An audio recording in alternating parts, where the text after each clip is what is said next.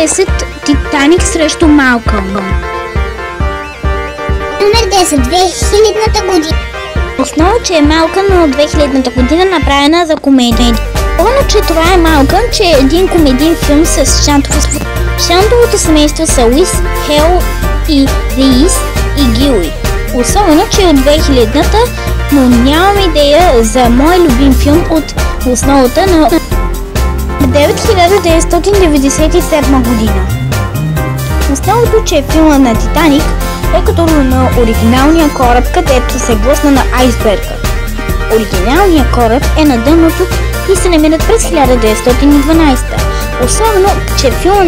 Особено на режисьорите и благодарение на всички актьори, че знаят за Титаник, най-популярният филм през 90-те, особено, че нямаха идея, че най-много тази въртача седно се е хлапнала в вода.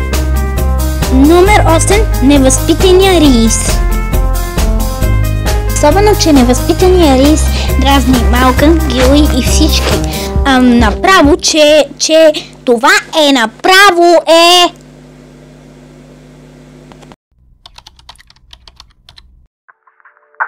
Номер 7. Въртата.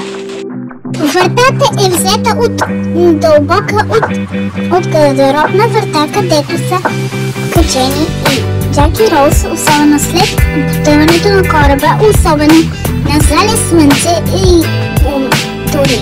Джак умира на 5 часа сутринта, особено той почива за ледената вода. Номер 6. Прокана от 2002. Малкълм, Рис и Гилуи и Франсис са заключени в Брокана, където са наказани в Брокана, че седно са наказани, особено, че ги накара. Може би Уис или Хел да ги затвори, нямам идея, че са затворени в Брокан за бутилка за вода. Особено, че нямам идея за Малкълм, което не спирам да го гледам по телевизията и по Star Channel. Направо смешка. И това е от 2002 година. Тая постър. И направо кой те пише в кунчкунчка. Номер 5. Любовта. Само Джак и Роуз са влюбени, защото Джак видя едно красиво 17 годишно момиче на име Роуз. Тя изпада в депресия и за глупавия си Кал.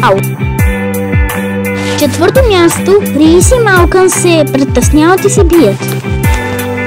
Особено Рис и Малкълм толкова се бият, дразнят се и счупиха космическия кораб на Гилуи. И трето място и не спират да се. Особено, че този филм много ми харесва и ме кеви от 97-та версия си. И второ място, Уис не спира да се кара. Особено Уис не спира да се кара на децата, не спира да ги накаже и това, че от най-много нещата, че тя казва момчета и без това ги напрасна и Хел беше с блуза от печилище. И първо място, оригиналният Титаник. Оригиналният кораб Титаник се блъсна на айсберг, особено потъна и после се разчупил на два печета и особено след потъването на сблъсъка с айсберга ръждя се от години. Чао! Абонирайте се за канала!